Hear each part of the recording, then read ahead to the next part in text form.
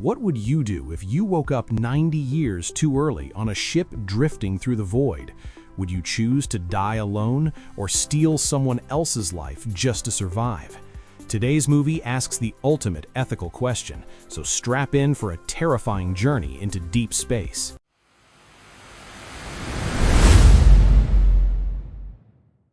The colossal starship Avalon glides silently through the infinite darkness of space, heading toward a distant colony called Homestead 2.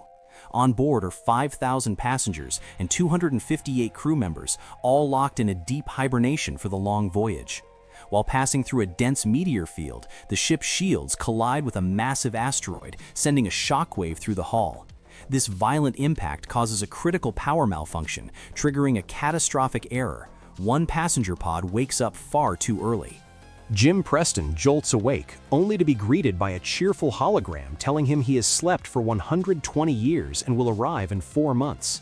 He heads to his assigned cabin in the technician quarters, Class 38, settling in with a smile, ready to start his new life. But his smile fades as he enters the main hall and finds it completely empty. He searches everywhere, no passengers, no crew, not even the captain in his quarters. Jim rushes to the observatory, where the flight map reveals a terrifying truth. Homestead 2 is still light years away. He has only slept for 30 years, not 120. Realizing it was a glitch, he sends a desperate distress signal to Earth, only to learn the message will take 19 years to arrive, with a reply coming 55 years later. Wandering the desolate corridors, Jim stumbles upon a bar and sees a man polishing glasses. Desperate for connection, he rushes over, but soon realizes the bartender is an android named Arthur. Jim grills Arthur about his premature awakening, but the robot offers no answers to his nightmare scenario. Jim tries to sleep, wakes up, and eats breakfast alone in the deafening silence. He pores over technical manuals, learning how the pods work, hoping to fix his own. He attempts repairs, but fails. He tries to breach the sealed crew quarters for help, but the reinforced doors are unbreakable. Defeated, Jim sinks into a deep depression, resigning himself to dying old and alone on the ship. Arthur advises him to stop worrying and enjoy the luxury around him. Jim takes the advice to heart, hacking his way into a massive suite, playing games, watching movies, and eating gourmet food. This lasts for months until the boredom returns. He finds a spacesuit and goes for a spacewalk, tethered to the ship, but out in the void, the crushing loneliness breaks him. He weeps for the life that was stolen from him. Back inside, Jim contemplates suicide, standing at the airlock door, ready to end it all, but he steps back at the last second. He runs to the hibernation bay and spots a pod containing a woman named Aurora. Obsessed, he accesses her files, learns she is a writer, and becomes convinced she is the perfect woman. But he knows the tragedy. By the time she wakes, he will be long dead. A dark thought takes root. He wrestles with the morality of it, knowing it would be an act of murder, stealing her life just to cure his loneliness.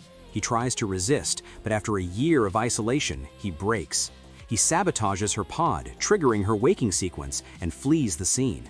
Later, he finds Aurora wandering the hall, pretending to be shocked to see her. Jim lies, telling her she woke up due to a malfunction, just like him, and that they still have 89 years to go. He explains his failed attempts to reach the crew and his year of solitude. Aurora panics, rushing to her pod, but finds she cannot return to sleep. That night, Jim visits the bar and makes Arthur promise never to tell Aurora that he woke her up. The next morning, Aurora wakes up crying, desperately searching for a solution, but Jim assures her there is none. Aurora begins writing a book about her experience trapped with a stranger for the rest of her life. She interviews Jim, asking why he left Earth. He explains he wanted to build something real on a new world, rather than living in a disposable society. As they bond, Aurora reveals she planned to travel to the future and return to Earth to write the greatest story ever told. Jim shows her how to kill time with dance, movies, and drinks with Arthur. Jim asks her out on a date, and she accepts. They dress up, dine, and share their pasts. He takes her for a spacewalk, letting her float with him among the stars. They fall in love and move in together. A year of happiness passes, until Aurora's birthday. At the bar, Arthur misunderstands a comment and casually reveals that Jim woke Aurora up. Aurora is devastated, fleeing to her room in tears. Jim tries to apologize, but she refuses to listen. Later, she storms into his room while he sleeps, beating him and raising a sledgehammer to kill him, but she can't bring herself to do it. She cuts him out of her life completely. Jim tries to apologize over the intercom, explaining his crushing loneliness, but she tells him he murdered her. He plants a tree in the concourse to cheer her up, but the silence remains. Suddenly, a voice booms over the intercom demanding to know who planted the tree. It is Gus Mancuso, a deck chief who has also woken up due to a pod failure. Gus takes them to the crew deck and checks the logs, confirming Jim tampered with Aurora's pod.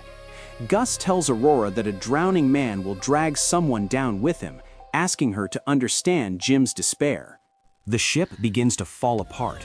While Aurora is swimming, gravity fails, trapping her in a massive bubble of water, gasping for air.